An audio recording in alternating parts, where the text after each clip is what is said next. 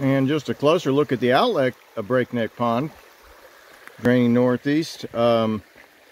Just like that wetland we saw about a half-mile ago, the beavers have been busy here and they've raised the level of this pond a couple feet.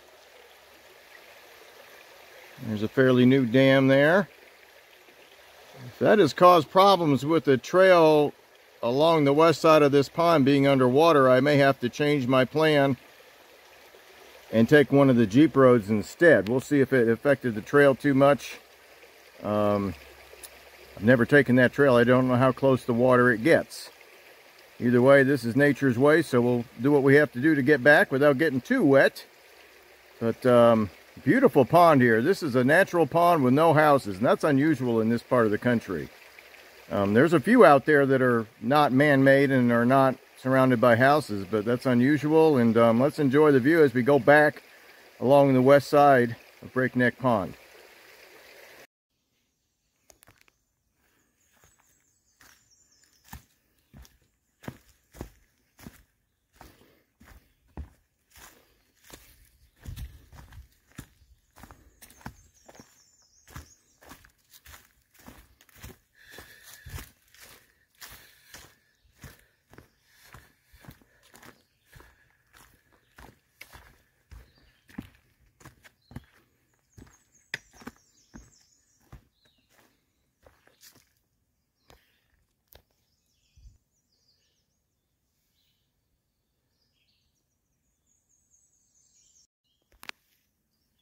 And about a half-mile down the west side of Breakneck Pond, we haven't had any concerns about the trail being flooded because we're up on the ridge next to the pond with all kinds of boulder gardens. I am uncertain as to the location of Cat Rocks. The map says one thing, the trail sign said another. According to the trail sign, we already passed it near that beaver meadow. Those were those rocks I recorded about a mile and a half ago. Regardless of what those are and what these are huge as well. They're covered in rock tripe, which is a survival food. But man, I'll tell you what, I think it would be survival only. There's a lot of it here, but I don't know how many calories are in it. I have no idea what it tastes like. But you do what you got to do in a survival situation. Well, these boulder gardens are covered in this rock tripe, and amazing to look at. This boulder in the foreground here is probably 30 feet high, and there's another one just as large behind it. And we'll just enjoy this view as we walk here. I'm fairly certain there'll be a place where we can get a really clear view of the pond, but this is just as nice through the trees. Being framed in by these hardwoods and hemlocks and mountain laurel almost everywhere on this hike. I don't think there's been anywhere on this hike where I couldn't at least see a mountain laurel off in the distance. So come back here in a couple more weeks. It's almost ready to pop bud right now. Some of them are. I'd say by the 1st of June, this would be quite the display based on the weather we're getting right now. And be a great place to observe those flowers. The ones that get more sun get more flowers. These ones in the deep shade usually don't get any flowers, or few flowers. But this hemlock and white pine and mountain laurel is your friend the whole way along this trail and makes for great greenery year-round.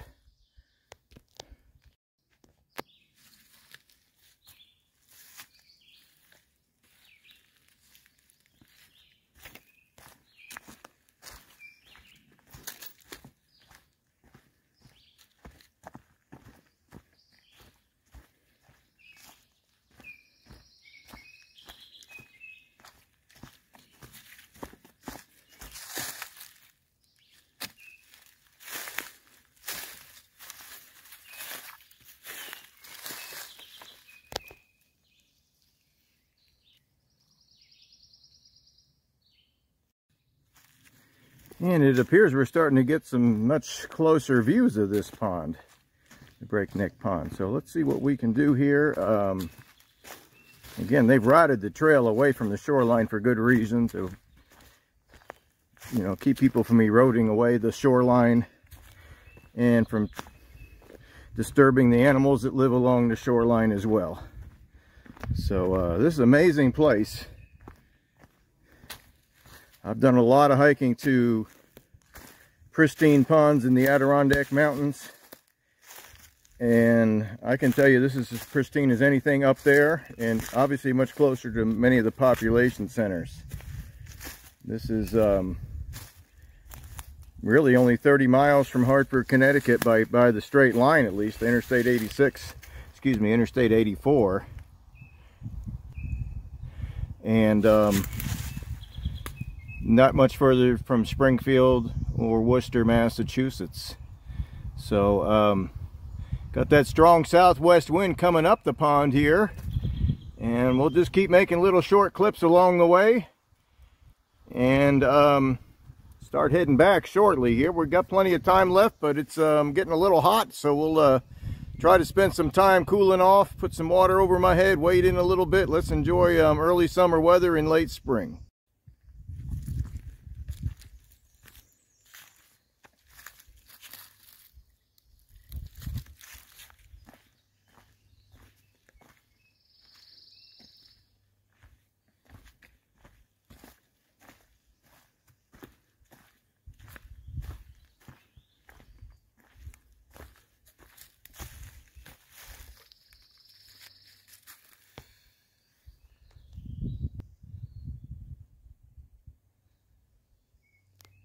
And we'll try to zoom in on this yellow pond lily. Just starting to come up from the bottom of this pond. Guidebook said it's only 12 feet deep. With the beaver dam, maybe make that 14 feet. But the satellite view I saw must have been taken midsummer, because it looked like the pond was covered in lilies and algae, and it didn't look as clear as it does right now. So you know, that's common in these shallow wetlands, and probably warm water fishing for that reason, I would expect. Although I'm not certain. I'm not much of a fisherman, more of a hiker and paddler, and do everything else that keeps me moving. So this is an incredible pond. I'm going to keep making videos. I don't need to talk a lot at this point, unless we discover something either unexpected or really beautiful. We'll just keep on making the videos and let Mother Nature do the talking here. But I'm sure the east side of this pond is just as spectacular. I flipped a coin and stayed on the west side, and I'm very glad I did, because this is just amazing scenery with the forest and the water and the blue sky. And this is about as good as it gets for scenery, unless you want to go up a really tall mountain and see a long ways off in the distance.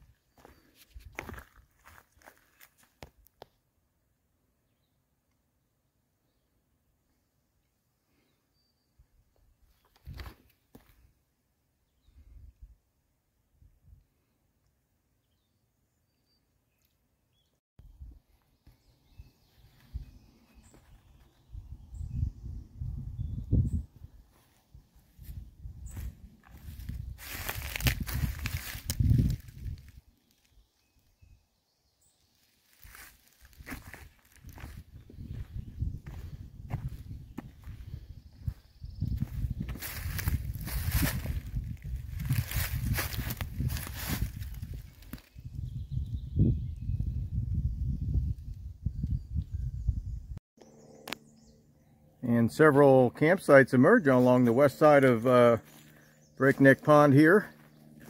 This one just comes a short distance off the blue and red trail.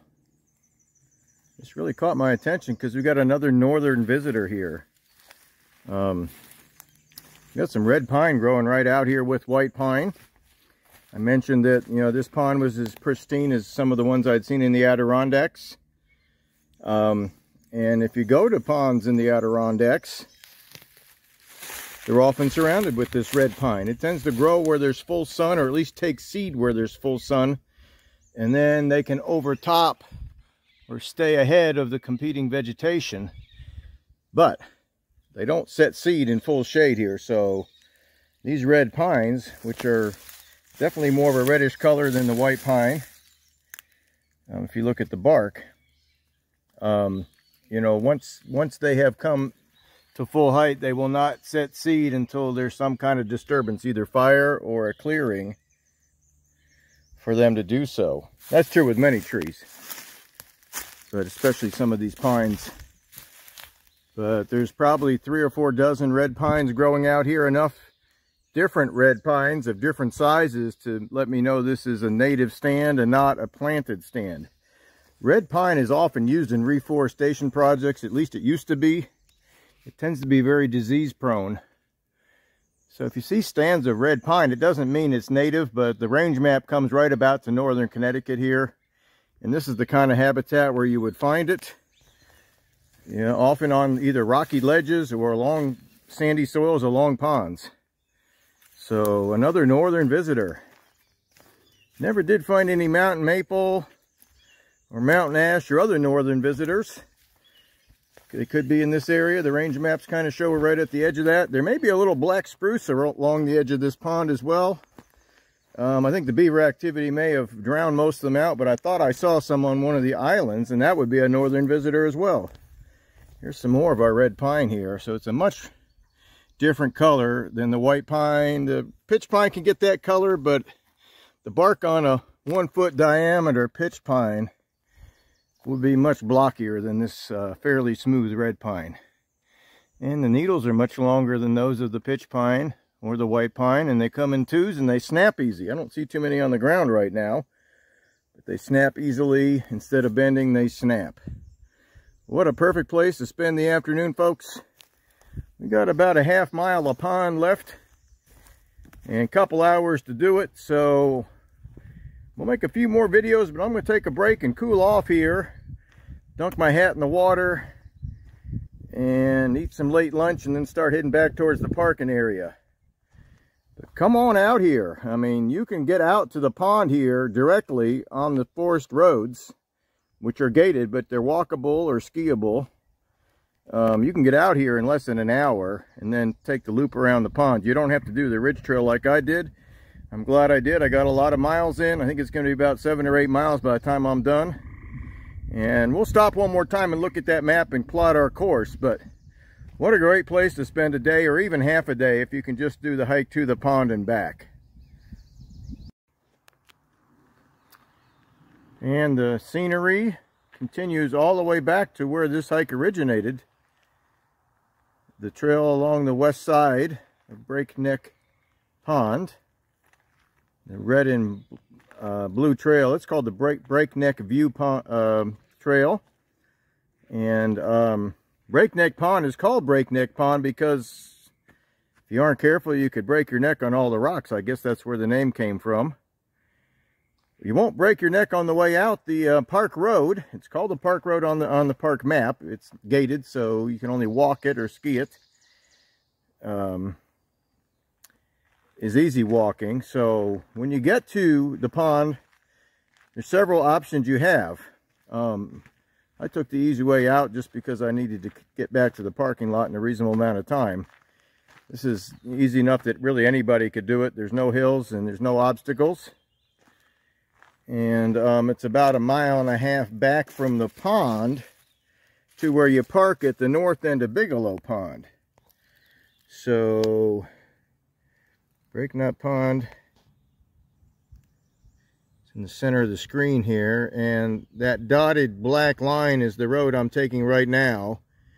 And then there's another road blazed in white that crosses it and comes right back to where I parked at the P at the northeast end of Bigelow Pond. Park map is very helpful. It's got all the distances of each segment of trail. This is printed from their website. They printed it, I didn't. Their printer was a little fuzzy. So you can read it. It's a little hard to read, but it gives you all the distances. And there's many different combinations you could make. From where I parked and the loops I did, it looks like it's between 7 and 8 miles, depending on how you add it up. My trail was basically 4.5 miles on the, what I'm going to show here on the topo map, as blue and orange. Mostly on ridges, crosses the saddle, goes up a ridge, crosses the saddle, all the way up to the north end of the pond. What I'm showing is blue dots along the west side of the pond is actually blue and red. It didn't tell me that when I started, so I didn't put it on there, but I would have. But this map is showing the blue with red dots on the west side of the pond, and that is called the Breakneck Pond View Trail. Not easy hiking because of all the rocks and a few places where the beaver activity has flooded the trail. You have to skirt around it, but it can be done. My loop is between 7 and 8 miles. I've been out here about 6.5 hours. Could have done it in less if I was in a hurry. You could do 10 miles out here on all these loops and not retrace your steps with all the ins and outs. Plenty to see. That Breakneck Pond, if you come in on this road, the park road with the white blazes, is about as easy as walking as you can get. And there's a lean-to right at the end of this road where you can camp, and there's other campsites as well. I don't know if they have to be reserved. I didn't look into that. But either way, it's a great place to camp, and this is solitude and pristine scenery without the drive to a more northern location.